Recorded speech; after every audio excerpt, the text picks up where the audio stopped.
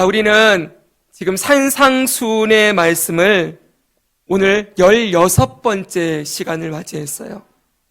이 16번의 산상수훈 설교 가운데 15번이 팔복에 대한 말씀이었습니다. 이제 지난주까지 팔복의 8번째 항목인 의를 위하여 박해를 받는 자는 복이 있나니 라는 팔복의 마지막 8번째 말씀까지 다 나누었어요. 그리고 제가 이제 주님께 기도했습니다. 하나님, 이 팔복의 말씀을 다 나누었는데 다음 말씀으로 넘어갈까요? 아니면 팔복을 한번 정리하고 지나가는 게 좋을까요? 라고 고민하면서 여쭈었어요. 사실은 여러분이 기억하실지 모르겠지만 팔복의 첫 번째부터 네 번째까지의 항목을 우리가 함께 들은 이후에 제가 중간에 팔복을 누리는 삶이라는 제목으로 중간 정리를 한번 했었거든요. 그런데 이제 이 팔복을 8가지를 다 살펴본 이 시점에 다시 한번 전체적인 내용을 상기하고 최종적으로 꼭 기억해야 될 부분들, 꼭 필요한 부분들을 되새기는 시간이 필요하겠구나라는 마음을 주님께서 주셨습니다. 여기에는 이 말씀을 다시 하는 이유는 여러분과 함께 제가 목회하는 기간 동안 이 팔복의 말씀을 언제 다시 나눌 수 있을까? 성경이 66권이니까 얼마나 전해야 될 말씀이 많겠어요, 그렇죠? 그래서 한번 이 말씀을 다시 전할 기회 주님이 주실지는 모르겠지만 희박하리라 생각해서 여러분들이 다른 분들을 통해서 팔복의 선교를 들을 기회는 있겠지만 그럼에도 저와 함께 들었던 이 팔복의 말씀을 한번 최종적으로 정리하고 이 은혜들을 다시 마음에 새기는 시간을 가지고자 오늘 이 설교를 준비했습니다. 자, 그러면 먼저 이 팔복의 항목들을 한번 보겠습니다. 한번 보십시오. 여기 보니까 심령이 가난함, 애통, 온유, 의에 줄이고 목마름, 긍휼히 여김, 마음이 청결, 화평하게 함, 의를 위하여 박해를 받음.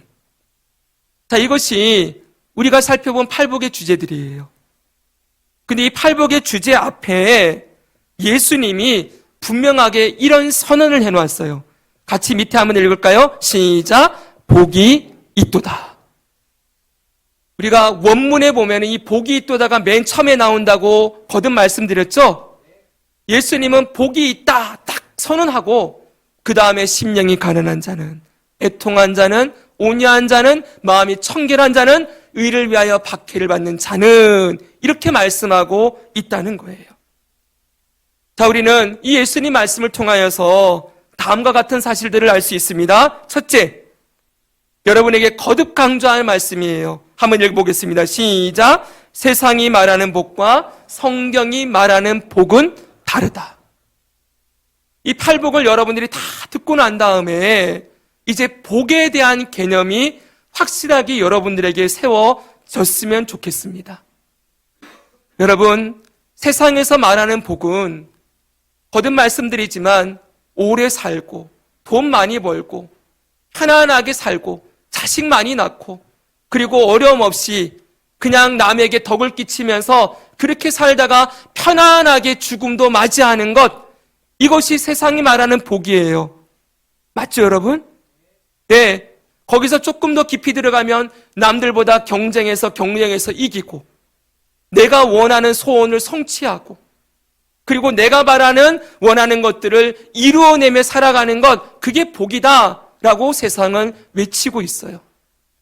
그런데 여러분, 성경은 그걸 복이라고 말씀하지 않아요. 성경은 분명하게 얘기합니다. 우리가 이 땅에서 먹고 사는 것, 필요한 모든 것을 아버지 하나님이 공급해 주신다 그랬어요.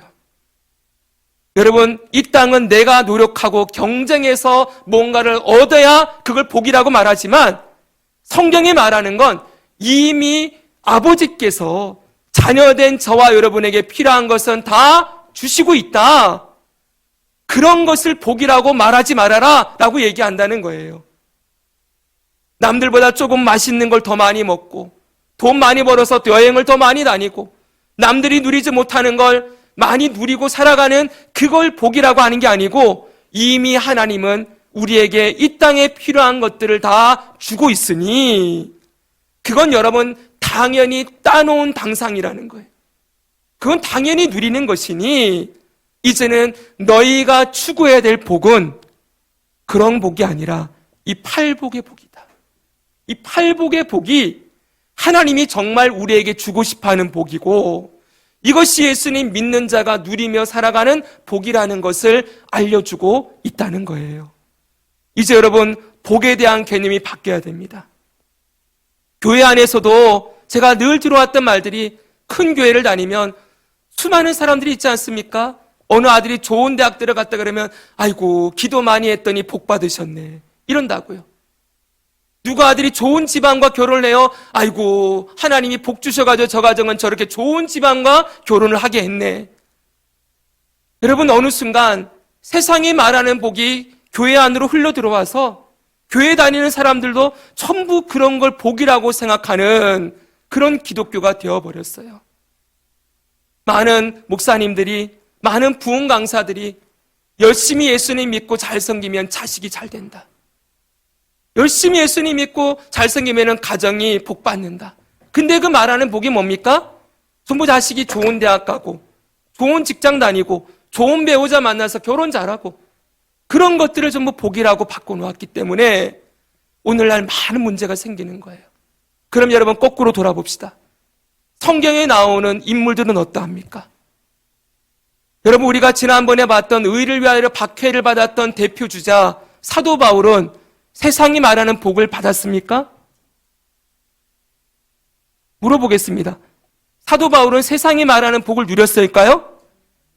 아니지요. 그는 이전에 세상이 말하는 복을 누리던 자였어요. 가말리아의 문화에서. 그는 우리나라로 말하면 서울대학교 다닌 거예요. 서울대학교에 가장 뛰어난 유대의 랍비 중에 수지자로 길러졌어요. 그는 그 길을 걸어가기만 했으면 유대 사회에서 가장 높은 위치, 지도자의 위치에서 남들을 부리며 그의 인정받으면서 칭찬받으며 존경받으며 평생을 탄탄대로를 걸어갈 수 있었어요. 세상이 말하는 복을 다 누릴 수 있는 그 자리에서 그가 예수 그리스도를 만나고 난 다음에 그의 삶은 세상의 복과는 거리가 먼 삶을 살았지요? 맞습니까, 여러분? 그런데 그가 고백하는 걸 보십시오.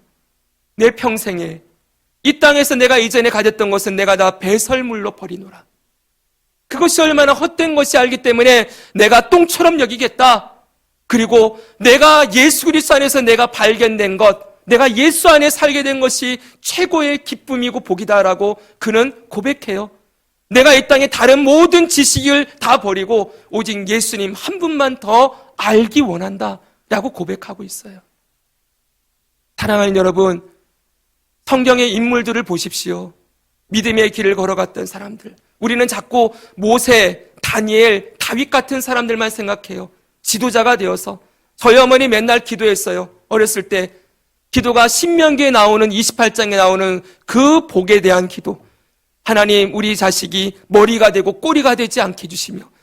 제가 수없이 들었어요. 머리가 되고 꼬리가 되지 않게 해달라고. 근데 여러분, 다시 말씀드리지만 그 복에는 조건이 걸려 있어요. 머리가 되고 꼬리가 되지 않는 그 신명기 28장의 복에는 조건이 뭡니까? 하나님 말씀에 순종하는 거예요. 순종했을 때 그 복을 누린다는 거예요. 근데 여러분, 한번 따져봅시다. 여러분, 순종했습니까? 하나님 말씀을 하나도 어기지 않고 다 지켰습니까? 아니죠. 그럼 그 다음에 말씀을 봐야 돼요. 순종하지 않으면, 불순종하지 않으면 머리가 되는 게 아니라 꼬리가 되는 거예요. 여러분, 우리는 그 말씀은 안 보려고 그래요. 그냥 머리가 되게 해달래요. 이미 틀렸어요. 순종해서 그런 복을 받는 건 불가능하다는 거예요. 우리는 그 복을 받아야 될 존재들이 아니라 저주와 심판을 받아야 될 존재예요. 하나님 앞에서. 인정하십니까? 그런데 그런 우리를 긍휼히 여겨주셔서 하나님이 그 아들 예수님을 믿는 믿음을 선물로 주시고 그 죄를 내가 스스로 씻는 게 아니라 예수님의 십자가 피로 씻어주시고 또 의롭게 만들어 주셔서 너는 내 사랑하는 자녀다 라고 구원을 선물로 주셨다는 거예요. 그리고 우리에게 날마다 먹을 것, 마실 것, 입을 것, 내가 말씀에 순종해서 얻는 게 아니고 여러분들이 살아가는 여러분의 가정과 여러분의 자녀들과 여러분의 직장 생활을 여러분이 노력해서 얻어내는 게 아니고 하나님 아버지가 그 가정에 필요한 것을 공급하시고 여러분의 직장 생활에 필요한 지혜도 주시고 힘도 주셔서 여러분의 일상을 살아갈 수 있도록 하나님이 지켜주시는 복을 이미 주셨다고 말씀하고 있습니다. 여러분이 노력해서 직장 생활 잘하는 게 아니에요. 여러분이 노력해서 여러분의 가정에 그런 평화가 임하는 게 아니에요. 하나님이 선물로 주시는 거예요. 매일매일이 그래서 하나님의 은혜를 누리는 우리의 삶일 뿐이고 그게 이제 우리의 복이 아닌 거예요. 그건 값없이 은혜로 세상이 말하는 복들, 그것과는 비교할 수 없는 하나님이 아버지가 되어서 자녀를 돌봐주시는 일평생 우리와 함께 해주시는 복을 이미 받았다라고 말씀하고 있고 이제는 너희가 그거 구하는 게 아니라 여기 나오는 팔복, 심령이 가난함, 애통함, 온유함, 마음이 청결함, 긍휼히 여기는 자, 화평하게 하는 자로 살아가는 복을 누리기 원한다라고 가르치고 있는 거예요. 그래서 여러분, 이 팔복은 우리들에게 두 번째로 알려주는 게 있어요. 이 팔복의 말씀은 바로 우리의 성품과 인격의 변화를 가르쳐주는 말씀이에요. 여러분, 심령 가난, 애통 온유, 의에 줄이고 목마름, 긍휼히 여김, 마음이 청결, 화평하게 함, 의를 위하여 박해를 받음, 이 모든 항목들은 물질적인 게 아니에요. 맞죠, 여러분? 물질적이고 현세적인 게 아니에요. 이건 전부 영적인 것이고 인격의 변화이고 마음에 주어지는 복이라는 것을 우리가 기억해야 돼요. 사랑하는 여러분, 바로 예수 믿는 우리들을 이 팔복이 이루어지는 모습으로 변화시키겠다는 거예요. 뭐를요? 따라합시다. 우리의 마음과 인격과 성품을 팔복의 사람으로 변화시키는 것이다. 네, 여러분 이게 진짜 복이라고 얘기하는 거예요. 내가 변하는 것. 왜 그렇습니까? 예수님이 이전에 나눴던 말씀이에요. 사람의 속에서 나오는 것이 무엇인지를 아주 적나라하게 말씀해 주신 구절이 있어요. 마가복음 7장입니다. 같이 한번 읽겠습니다. 시작. 속에서 곧 사람의 마음에서 나오는 것은 악한 생각, 곧 음란과 도둑질과 살인과 간음과 탐욕과 악독과 속임과 음탕과 질투와 비방과 교만과 우매함이니 이 모든 악한 것이 다 속에서 나와서 사람을 더럽게 하느니라. 아멘. 예수님이 없는 사람의 마음에서는 이런 것만 나온다고 말씀해 주고 있어요. 여러분, 물론 저는 이런 거 별로 없는데요 라고 말하는 사람이 있을 거예요. 절 보십시오. 특별히 사람들 가운데 양심이 특별하게 조금 더 남들보다 더 선함과 깨끗함을 추구하는 사람들이 있을 수 있어요.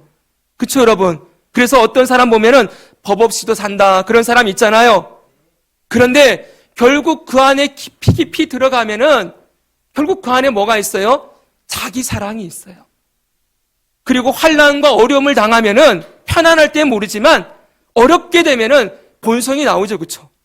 우리 영화라든지 드라마 보면은 정말 깨끗해 보이고 막 선한 사람이 위기 상황이 되니까 어떤 사람들보다 더 악인이 돼서 빌런이 돼서 사람들을 힘들게 하는 일들 우리 보잖아요, 그렇죠? 여러분, 그게 사람이에요. 내 안에 뭐가 들어있는지 우리는 모르지만 예수님이 보여주셨어요. 사람 안에 이런 것만 들어있다. 여러분, 이런 것이 우리 안에도 가득했어요. 그런데 이런 우리 마음이 예수님이 우리 안에 들어오셔서 이걸 전부 씻어내는 거예요. 긁어내시는 거예요. 우리 안에 이런 것만 있던 마음에 이 모든 것들을 긁어내시고 이제는 뭐를 주십니까? 바로 팔복을 이루는 삶으로 심령이 가난해지고 애통하고 온유하고 마음이 청결해지고 긍휼히 여기고 화평하게 하고 의를 위하여 박해를 받는 자로 우리의 마음을 변화시키는 일이 일어난다라고 약속하고 있는 것이지요. 여러분, 제가 요즘 가장 인상 깊게 머릿속에 새기고 있는 그 구절이 있어요. 무슨 말이냐면 세상의 왕은 사람의 몸을 통치하지만, 여러분, 세상의 지도자들이나 권력자들은 사람의 몸을 통치해요. 근데 하나님은 사람의 마음을 통치하신다. 맞죠, 여러분? 네.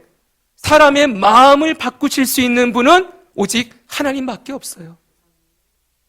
눈에 그 높은 권력 앞에서 몸은 굽신거릴 수 있어요. 그렇죠? 그 권력의 앞에서 몸은 엎드리고 있을지 모르지만 그 마음이 엎드려 있는가는 그 사람 마음이잖아요. 그건 누구도 뭐라 할 수가 없죠. 그렇죠? 그런데 이 마음까지 굴복하게 만들어서 하나님 왕 되심을 인정하고 예수님의 주인 되심을 따라서 순종하는 자로 살아가는 이 변화는 오직 하나님만 하신다는 거예요. 여러분, 하나님이, 우리 주 예수님이 우리 안에, 이런 것만 나오는 우리 안에 성령을 보내주셔서 성령님이 우리를 깨끗하게 거룩하게 성화의 모습으로, 예수님 따르고 닮아가는 모습으로 변화시켜가는 것, 이게 진짜 복이라는 거예요. 그리고 여러분, 내가 그렇게 변화되잖아요. 내 주변이 변화되어지죠. 예수님 믿고 살아가서 한 사람이 변화되는 건 절대 한 사람의 변화로 끝나지 않아요. 한 사람이 맨날 탐욕스럽게, 맨날 욕하면서 남들 욕하며 이기려고 경쟁했던 사람이, 그 사람이 예수 안에서 변화되어 그 마음이 부드러워지고 그가 남들을 용납하고 이 땅의 성공이 아닌 사람들을 품어주고 사랑하는 사람으로 변화되면 그 한 사람을 통하여서 얼마나 주변이 아름다워집니까? 그 가정이 얼마나 아름다워지겠어요? 맨날 술 먹고 자녀들 때리고 그렇게 폭행을 행하던 그분이 예수 믿고 그 마음이 벽이라되니 그 가정이 하나님의 나라로 변화되어지는 일이 일어나지 않습니까? 여러분, 기억하십시오. 복은, 진짜 복은 내가 변화되는 복이에요. 맞죠, 여러분?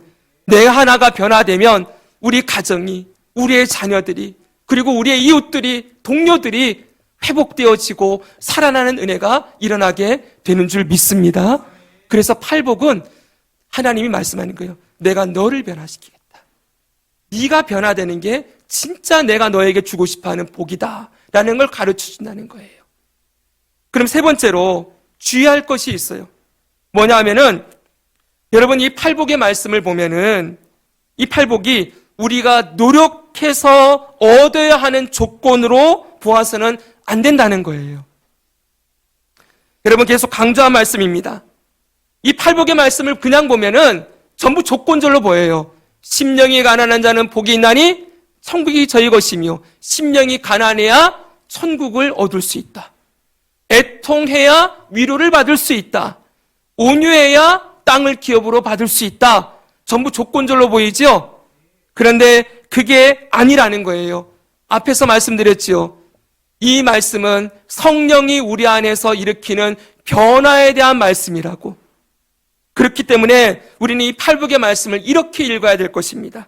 같이 한번 읽겠습니다. 우리 안에 계신, 시작. 우리 안에 계신 성령님이 우리의 심령을 가난하게 변화시켜서 천국을 소유한 복을 누리게 하실 것이다. 아멘.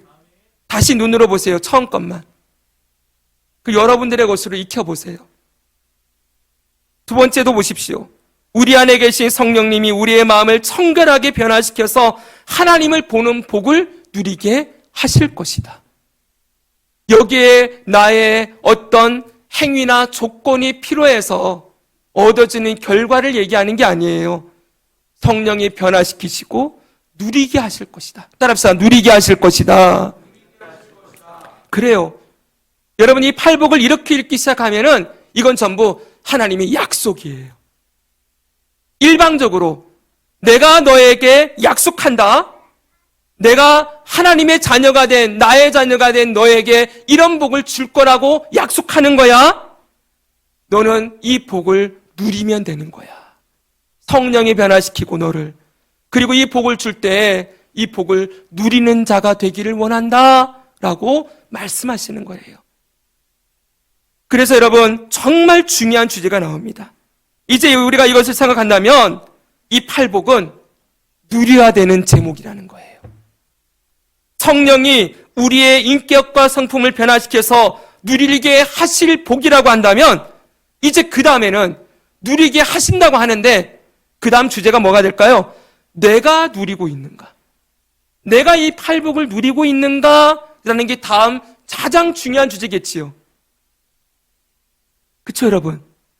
이 팔복의 말씀을 아는 것으로 끝나서는 안 돼요. 여러분, 정말 중요합니다. 팔복이 뭔지 내용을 우리가 15주 동안 들었어요. 아, 팔복은 세상과 다른 복이야. 인격과 성품을 변화시키는 복이래. 그리고 이 복은 조건이 아니라 누리게 하시는 거랬어. 근데 여러분, 그게 뭐예요? 그게 뭐라고요? 그게 여러분과 상관이 있습니까? 이 팔복이 나와 상관이 있냐는 거예요.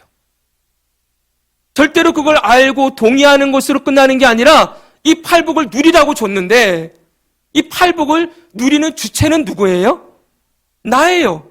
내가 누려야 될 거 아닙니까? 근데 내가 신앙생활을 하는데 예수님이 이 복을 주셨고 누리게 한다고 약속하셨는데 내가 이 팔복과 전혀 상관없이 이 팔복을 누리지 못하는 삶을 산다면 그거야말로 진짜 안타까운 일 아니겠습니까?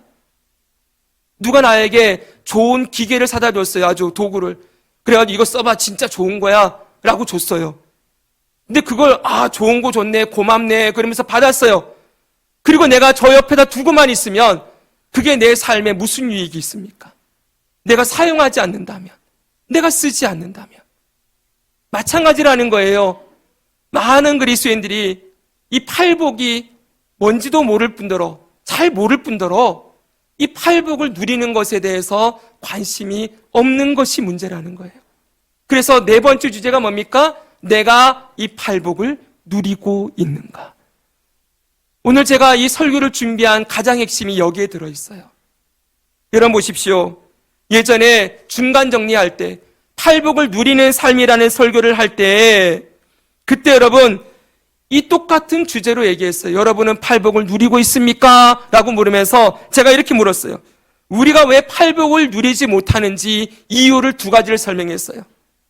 왜 못 누리느냐? 첫째, 팔복에 대해서 관심이 없기 때문에. 한번 여쭤보겠습니다. 여러분, 이 산상수훈의 설교를 듣기 전까지 여러분은 절대 꾸짖거나 책망하는 게 아니고 이 팔복이라는 것에 대해서 관심을 가져보았습니까? 심령이 가난하고 애통하고 온유하고 마음이 청결하고 긍휼하게 하고 화평하게 하는 일, 이런 변화에 관심이 있으셨나요? 교회를 그렇게 오래 다녔는데 저도 이 팔복에 대해서 이렇게 들어본 일이 별로 없는 것 같아요.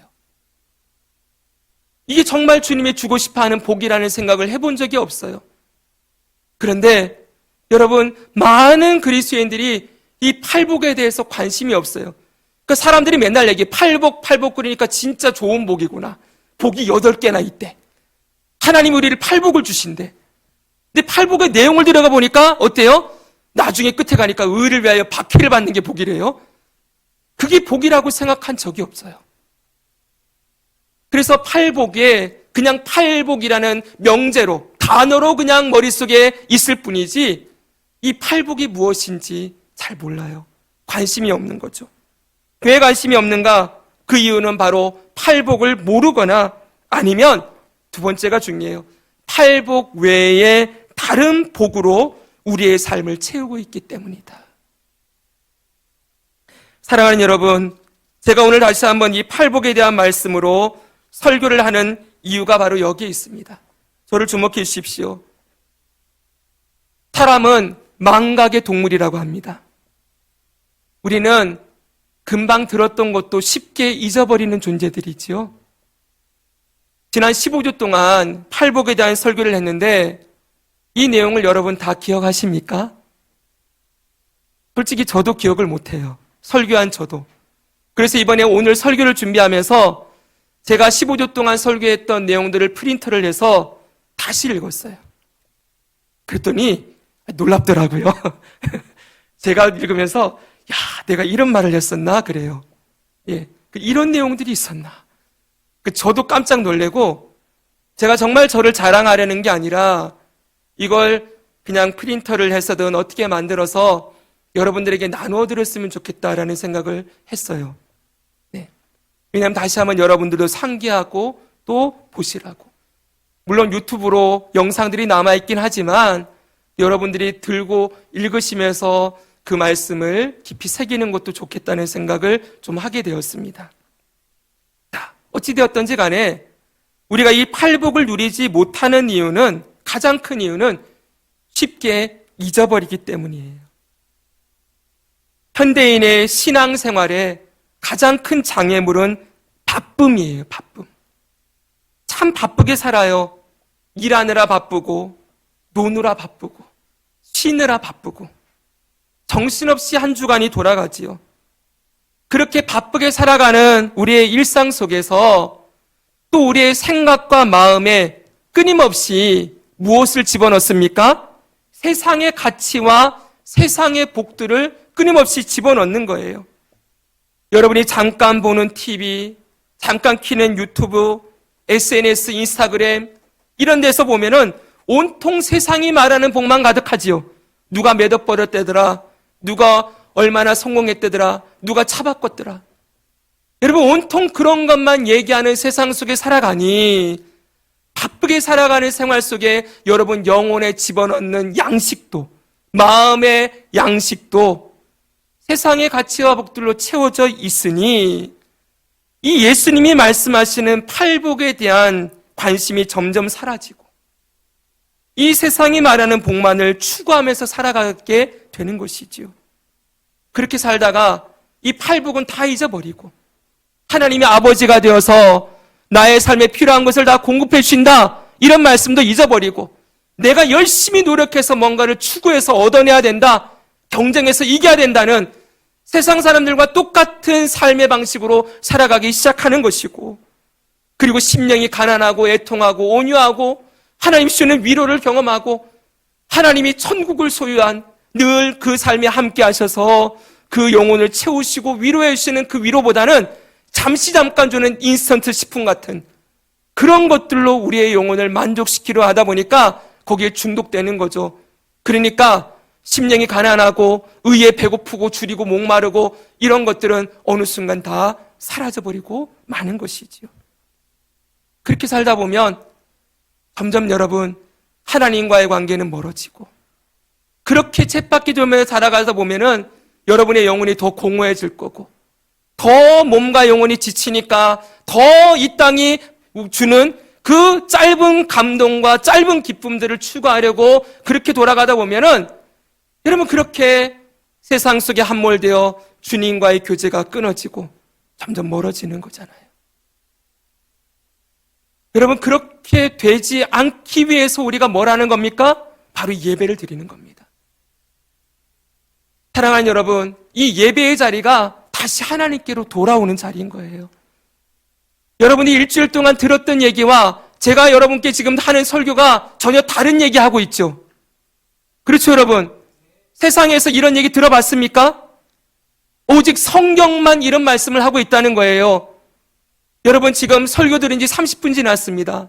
이 30분 동안 여러분이 그래도 이 자리에서 뭘 듣는 거예요? 하나님의 말씀을 여러분의 영혼에 채우고 있는 거예요.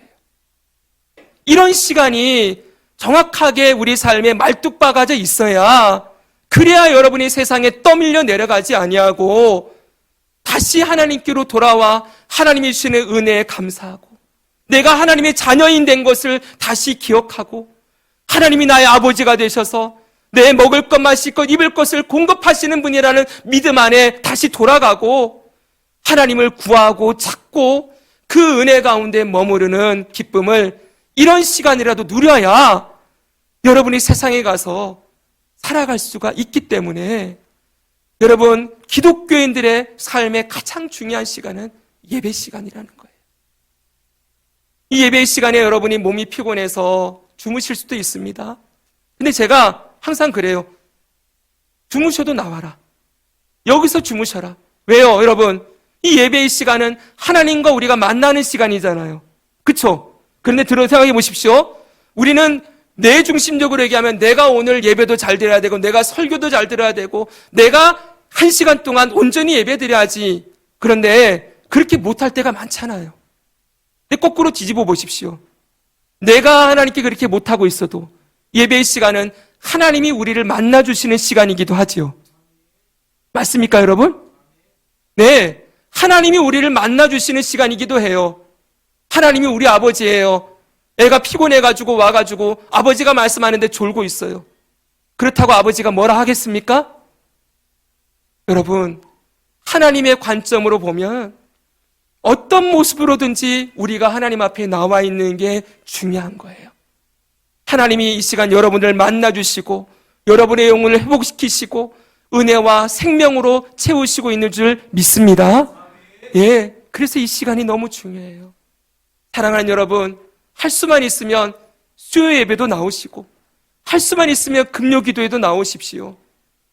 여러분, 그 시간들이 필요한 이유는 여러분들 때문에 그래요. 저는 목사로서 우리 교회가 예배자들이 가득 채워졌으면 좋겠다는 생각이 있습니다. 사람이 많은 게 중요한 게 아니고 그 주님을 찾고자 주님 앞에 나와 있는 사람들을 목사로서 보고 싶어요. 제가 늘 걱정하는 건 우리 성도들이 이번 한 주간 어떻게 살아갈까? 한 주간 동안 너무 멀리 떠밀려 내려가 있지 않을까? 주님과 너무 상관없이 있다가 다 지치고 쓰러진 모습으로 그렇게 허덕이고 있지는 않을까? 사랑하는 여러분, 여러분의 영혼을 위해서 주님 앞에 나오는 건 너무나 중요합니다. 공허하십니까? 피곤하십니까? 메마릅니까? 아프고 힘듭니까? 누구를 찾아갑니까? 뭘 보고 있습니까? 그때 우리가 찾아야 될 분은 예수님이시죠. 예수님 앞에 여러분의 몸을 일으켜 나와 있는 것 너무나 중요해요. 사랑하는 여러분, 지금 제가 원고에 써놓은 그대로 읽어드릴게요. 지금 예수님께서 여러분의 마음의 상태와 삶을 보시면 무엇이라고 하실까요? 다시 물어보겠습니다. 지금 예수님께서 여러분의 마음의 상태와 여러분의 살아가는 일상을 보시면 무엇이라고 하실까요?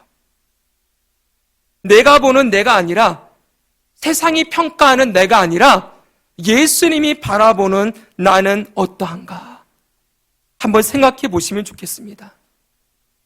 분명한 것은 제가 여기 이렇게 써놨어요. 책망하지 않으실 것이다.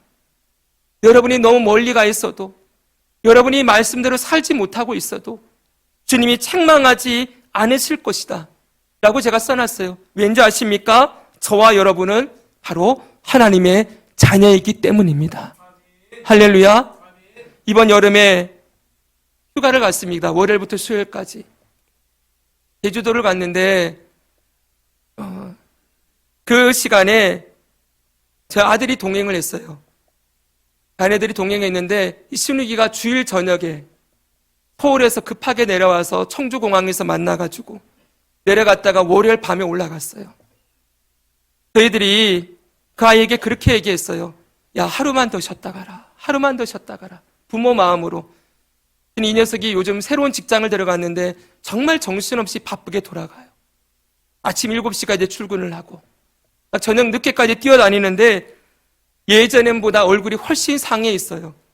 그래서 우리 생각에는 하루만 더 쉬어가라 그랬는데 결국 월요일 밤에 9시 반 비행기 타고 서울로 올라갔습니다. 화요일 날이 되었습니다.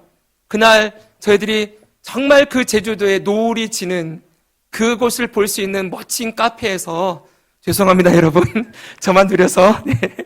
거기서 이 노을 지는 바다를 보면서 막 쉬고 있는데 저희 부부에게 누가 떠올랐겠어요? 신우기가 떠오르지요. 하루만 더 있다 갔으면 이 멋진 바다를, 이 멋진 광경을 보고 쉬었다 갔으면 얼마나 좋았을까. 여러분, 그 아들 생각하느라 그 바다를 보는 시간이 그리 편하진 않았어요. 여러분, 이게 부모의 마음이지 않습니까? 하나님도 그런 마음 아닐까요, 여러분? 정말 정신없이 쳇바퀴처럼 살아가는 여러분들을 바라보시면서 예수님 말씀하시지 않을까요? 수고하고 무거운 짐진 자들아, 다 내게로 오라. 내가 너희를 쉬게 하리라. 진정한 쉼과 안식이 예수님이 주시는 것인데 그걸 누리지 못하고 정신없이 살아가고 있는 우리의 모습 보시며 내게로 돌아와라, 내게로 와라 라고 말씀하고 있지 않을까요? 사랑하는 여러분, 오늘 예수님이 우리에게 주고 싶어하는 복이 있어요. 이 복을 보십시오. 첫째가 천국을 소유한 복이에요. 천국을 소유한다는 게 뭡니까? 우리의 영혼에 임재하셔서 만족과 기쁨과 평안을 주시는 거예요. 둘째는 위로해 주시는 복이래요. 늘 주님의 용서와 사랑을 부어주신대요. 셋째는 땅을 기업으로 받는 복이랍니다. 뭡니까? 우리의 삶의 터전에, 우리가 살아가는 삶의 터전에 화평을 이루고 그 땅을 누리게 하신다는 거예요. 가정도 평안하고 직장도 평안하고 하나님이 주시는 평안함을 누리는 땅을 기업으로 받는 복. 그것뿐만 아니죠. 네 번째는 배부름의 복이에요. 늘 우리의 마음의 공허함과 아픔을 채워주시고 고쳐주시고 만족하게 하시는 복이에요. 다섯 번째는 긍휼히 여김을 받는 복입니다. 늘 우리를 불쌍히 여겨주신대요. 애쓰고 수고하는 저와 여러분을 불쌍히 여겨주시고 긍휼히 여겨주시고 우리의 연약함을 도우신대요. 여섯 번째, 하나님을 보는 복이랍니다. 늘 하나님의 임재 안에서 하나님과 교제하는 복을 누리게 하신대요. 일곱 번째는 하나님의 아들이라 일컬음을 받게 하실 것이다. 너는 내 아들이다 인정해 주시고 사람들에게 하나님의 자녀된 영광을 나타내게 하신대요. 마지막에도 천국을 소유한 복이래요. 예수님을 따라가고 닮아가고자 하는 우리의 삶에 박해와 고난이 있을지라도 늘 하나님이 함께 하셔서 우리를 위로하고 새롭게 하시는 복을 주신다. 여러분, 이 복이 얼마나 귀한 복입니까? 여러분께 여쭤보겠습니다. 여러분, 이 복이 필요합니까? 정말 필요하세요? 네, 필요합니다. 사랑하는 여러분, 이 복이 예수님이 약속하신 복이고 이 복이 지금 우리 앞에 놓여져 있어요. 그런데 우리가 이 복을 누리지 못하고 살아간다는 것만큼 하나님 아버지와 예수님을 마음 아프게 하는 일은 없을 거예요. 사랑하는 여러분, 이 복을 누립시다. 그럼 마지막으로 어떻게 할 것인가? 이제 말씀을 다 들었어요, 여러분. 이 복은 누리는 것이 중요하다. 그러면 이제 이 복을 누리기 위해서 우리가 뭘 해야 될 것인가? 설교를 준비하는 가운데 하나님이 지혜를 주셨어요. 이 팔복을 기도 제목으로 삼으라는 거예요. 따라서 팔복을 기도 제목으로 삼으라.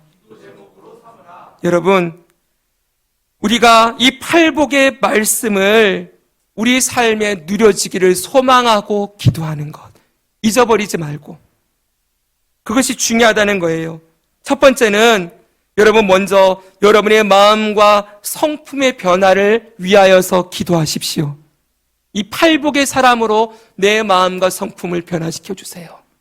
어떻게 해요? 심령이 가난한 자, 내가 애통하는 자, 내가 온유한 자, 의에 줄이고 목마른 자, 긍휼히 여기는 자, 마음이 청결한 자, 화평하게 하는 자, 의를 위하여 박해를 받는 자로 나의 마음과 성품을 변화시켜 주옵소서. 할렐루야. 네, 이 변화를 두고 기도하라는 거예요.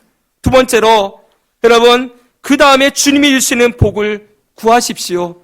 천국을 소유하고 위로받고 땅을 기업으로 받고 배부르게 하시며 긍휼히 여김 받고 하나님을 보며 하나님의 아들이라 일컬음을 받고 천국을 소유한 복을 누리기를 소망하며 기도하십시오. 이 복을 누리는 자가 되기 원합니다. 그리고 마지막에 제일 중요한 게 있어요. 이 팔복을 나만 누리는 게 아니라 나누어 주는 자, 이 팔복을 흘려보내는 자로 살아가게 되기를 기도하시기 바랍니다. 여러분이 팔복을 누리고 팔복의 사람으로 변화되었을 때 여러분의 가정에 얼마나 아름다운 평화가 임하겠습니까? 여러분의 주변에 얼마나 아름다운 역사들이 일어나겠습니까? 팔복은 나만 누리라고 주신 게 아니라 이 팔복은 흘려보내고 나누기 위하여 주신 복이라는 걸 기억하십시오. 사랑하는 여러분, 한번 따라해 주십시오. 말씀을 붙들고 기도하는 것은 능력의 기도이다. 여러분, 절대로 능력 있는 기도가 다른 데 있지 않아요. 특별한 은사를 받은 사람만 능력 있는 기도를 할 수 있는 게 아니에요. 성경 가르쳐요. 이 말씀이 그리스도인들에게 능력이라고. 아멘입니까? 말씀 붙들고 기도하는 것보다 더 힘 있는 기도는 없어요. 왜냐하면 이건 약속이기 때문이에요. 하나님께 청구서를 내밀 때 하나님 약속하셨잖아요. 약속하신 것 주세요 라고 말하면 하나님이 꼼짝 못하는 거예요. 이게 약속이에요, 여러분. 팔복은 우리에게 주신 약속의 말씀이에요.